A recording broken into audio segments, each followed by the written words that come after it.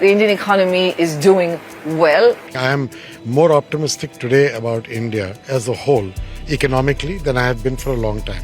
Most of the world's major financial institutions agree India is set to see significant economic growth in the coming years. Indian Prime Minister Narendra Modi says if he wins this election, he will propel India from the world's 5th largest economy to the 3rd largest.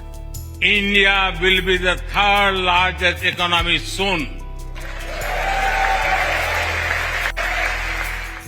It'd be an inspiring feat for the world's largest democracy and the most populous country on earth.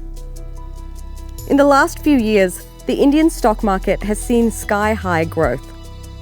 A few months ago, the National Stock Exchange of India surpassed its Hong Kong counterpart to become the world's 7th largest. Siddharth Khemka is head of retail research at a leading financial services firm in Mumbai, the country's commercial capital. There is a lot of excitement on the trading floor. A lot of clients are calling, activity is on a high, people are making money. There's a lot of euphoria on the dealing desk. So last financial year, if you look at FY24, we had a very massive bull run in the Indian equities. Post the pandemic, that is where we saw a lot of momentum in the market. FY21 and FY22, those were very good years. From the macro front, India's GDP has been on a very strong show. So the FY25, we are going to do an exit at about 7.2% GDP growth rate. The Indian government is expecting a growth of 7%. And this would be one of the highest growth among both developed as well as emerging markets. The International Monetary Fund last month raised its growth projection for India's GDP to 6.8% this financial year. Last year, it was an impressive 7.8%. Big Indian corporations like Adani's companies and Ambani's Reliance have been making enormous strides. And Adani's companies, despite an institutional ruling of disclosure violation. There are a handful of big companies that are driving much of India's wealth creation. But some economists are calling this a jobless growth. The first thing that you must know about India is that a very small fraction have regular employment. Formal employment, even regular salaries are much smaller. Even rich India doesn't often earn predictably and regularly. So that's the first place where I would situate it in, which means that when the economy does well, there is a lot of work. When the economy does badly, everybody takes a proportionate haircut. As far as young India is concerned, it is true that a higher level of economic activity would be far better for young India, and that is the hope that we're going to get there. There are 808 million people below the age of 35, accounting for 66% of India's entire population. And for a country with a sizable youth dividend, youth unemployment has become a massive problem. The International Labour Organization reported that 83% of India's unemployed are young people, a figure the government has strongly objected to, saying its youth unemployment rate is only 5%, down from 7% in 2019. Many of those unemployed are graduates who struggle to find work or have to take up low-paying jobs outside their fields. Casey Singh is a tutor for the Civil Services exam in Delhi. Each year, thousands of aspirants study to excel in this exam in order to get a government job. But the competition for these few positions gets more intense each year. तो class में मान चलिए कि बच्चों की संख्या ज़्यादा 50 हुआ करती थी. अब इस समय उस कोचिंग में 200 से लेकर 500 तक बच्चे बैठे हैं. Mukherjee Nagar is full of students who have been throwing themselves at this exam year after year to get a government job. जो कोई भी बच्चा एस्पिरेंट है वो लोअर क्लास में गरीब परिवार से आता है, अगर वो चाहता है कि मेहनत करके अचानक से ऊपर आओ, अपर क्लास में आओ, मतलब एलिट क्लास में अंदर में जा सकूँ, तो उसके लिए सबसे बेहतर रास्ता यही होता है. तो आप भी तैयारी कर रहे हो? हाँ जी, मैं भी तैयारी कर रहा हूँ. मेरे को हो गया 4-5 सालों को. क्यों इतना डिजायरेबल है? मतलब क्या मिलता है गवर्नमेंट की नौकरी में? परमानेंसी एक तो होती है कि क्या नाम है, जॉब सिक्योरिटी, कि इसमें चाहे जैसे कोरोना के टाइम में जितनी भी प्राइवेट जॉब्स थी तो सबको फायर कर दिया गया था, जिनका मतलब इतना था नहीं एक्सपीरियंसेस वगैरह. और गवर्नमेंट जॉब में एक ऐसा चीज़ है कि उसमें मतलब तुम सिक्योर रहते हो.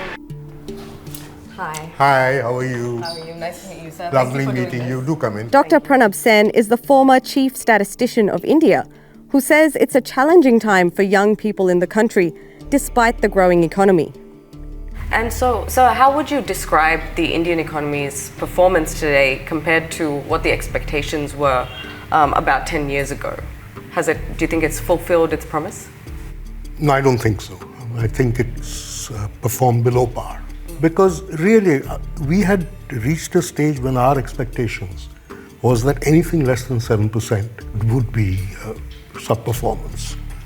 And we have consistently performed below that. So you might say that, look, we've got 7 plus after 22, but that's just because of the base year problem, because you had a negative growth in 2021. But if you look at it on the terms of the long-term average, it's significantly below that. It's actually around 5%. It might be do or die for India's demographic dividend. After all, the youth bulge is waiting to either be seized or squandered. People are not getting jobs. Then instead of reporting themselves as looking for jobs, they are saying we're not in the labor market. Now that is bad news. Because what it means is, usually if the expectations are that things will turn around quickly, then people stay in the labor force. But when people withdraw, the general interpretation is that people have lost hope. And that is never a good sign for an economic system. One of the things, sort of facts of growth and development, is that people move out of agriculture into more productive non-agricultural occupations. And we were doing exactly that. That's reversed. And there's been a sharp increase in the number of people who are engaged in agriculture, which means that there's a lot of distress employment, that people who don't have work have essentially gone back to the family farms. Some experts say that India has been seeing a K-shaped growth, where larger companies are doing better and taking GDP along with them, while small businesses are doing worse. All the data suggests that corporate India was doing very, very well, much better than it's done before. But non-corporate India, which is the micro, small, medium enterprises, they were doing very badly. In fact, they were going down. And particularly during the lockdown period in 2020, right through 21. Over that period, the estimate is somewhere between 15 to 20% of the MSMEs simply close shop. Now that's a serious damage, and I don't think that's been made up. Youth unemployment is high. We've always had fairly high youth unemployment, but now it's gone up significantly. Typically, we used to think of youth unemployment as hanging around 14-15%. Now people are talking about somewhere between 25 and 35%. With inflation rising, small shop owners say business is just chugging along. देखिए मैं decrease तो नहीं हुआ, बस समझो stable चल रहा है. इम्प्रूवमेंट भी नहीं है तो डिक्रीज भी नहीं है. As a developing country, these kinds of challenges are to be expected. But where are current trends pointing? Trend basis, things are getting better, but as we say, India is a little bit like the walk of a drunken man. You know, he'll get home eventually, but it'll be a little bit forward, backward, sideways. So right now there are some headwinds. Things are a little more expensive. The economy is not as vibrant as, though the numbers still say that we're doing well, but the economy can do a lot better.